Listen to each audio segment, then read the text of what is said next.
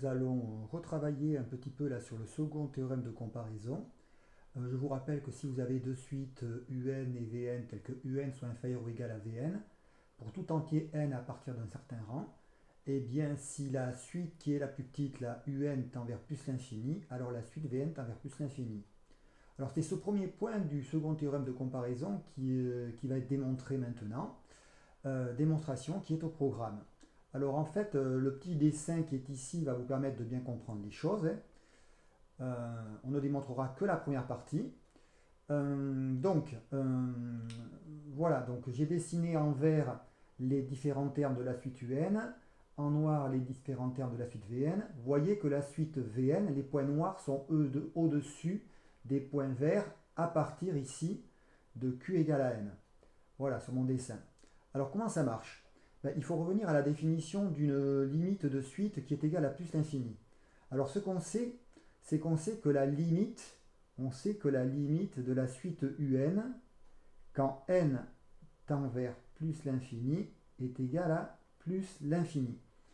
Donc qu'est-ce qu'on va faire? On va prendre un nombre grand A ici sur l'axe des ordonnées, et on va prendre l'intervalle que je vais assurer ici, vous pouvez le faire vous aussi, c'est l'intervalle grand A plus l'infini.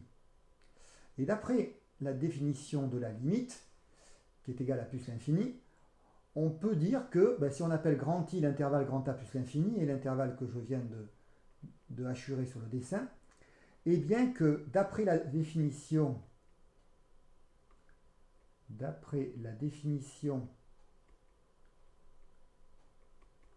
de suite divergente vers plus l'infini,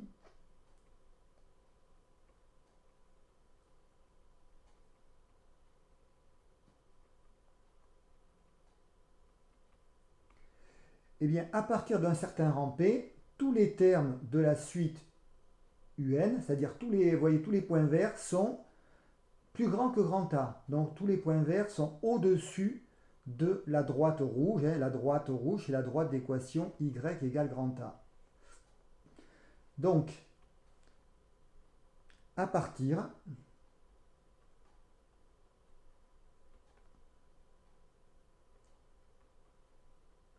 d'un rang P, on le voit bien ici, le rang P, donc si n est supérieur ou égal à P, alors eh bien, un appartient à l'intervalle I, c'est-à-dire, ça veut dire tout simplement que un est strictement supérieur à grand A. Voilà. Donc ça, là on vient d'exploiter la première hypothèse. Maintenant, deuxième hypothèse, c'est que à partir d'un certain rang, pas forcément le même, eh bien, la suite Vn va dépasser tout le temps, va être au-dessus de la suite Un. Donc ça se voit bien aussi sur le dessin. Vous voyez qu'à partir ici du rang que j'ai appelé Q, on voit que les points noirs, les Vn, sont au-dessus toujours des Un. Donc qu'est-ce qui va se passer? On sent bien ce qui va se passer, c'est que comme les UN ont déjà dépassé la ligne rouge, la droite rouge, eh bien les points verts sont au-dessus de la droite rouge, les points noirs sont au-dessus des points verts qui étaient eux-mêmes au-dessus de la droite rouge. Conclusion, les points noirs vont être au-dessus de la droite rouge. Eh bien ça va prouver que les Vn vont être tous plus grands que A, que grand A, à partir d'un certain rang.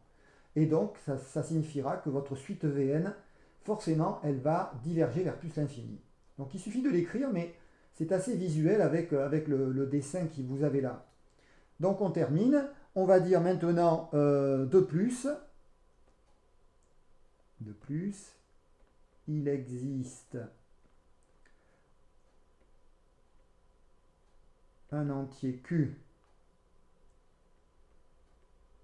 tel que pour tout n supérieur ou égal à Q, un soit inférieur ou égal à Vn. Donc maintenant, qu'est-ce qu'il reste à faire? Il suffit de se placer au-delà de P et au-delà de Q. Donc il faut prendre ce qu'on appelle le maximum entre les deux entiers. Bon là sur le dessin c'est Q qui est le plus grand, mais ça peut être des fois le contraire, ça pourrait être P aussi. Donc notons n le plus grand des deux entiers P et Q, alors pour n, petit n supérieur ou égal à grand N, eh bien on a, regardez, on a vu que UN était strictement supérieur à grand A, mais Vn est supérieur ou égal à UN. Donc on voit bien que Vn supérieur, alors supérieur strictement à grand A. D'accord? Donc, ça veut dire quoi? Ça veut dire que, c'est-à-dire que Vn appartient à grand I. Eh bien ça prouve qu'en fait, Vn vérifie la définition d'une suite divergente. Conclusion, la limite de Vn est égale à plus l'infini quand n tend vers plus l'infini. Bon, il faut bien avoir le dessin pour comprendre la démonstration. Voilà, bon, c'est une démonstration qui est au programme, il faut la connaître convenablement.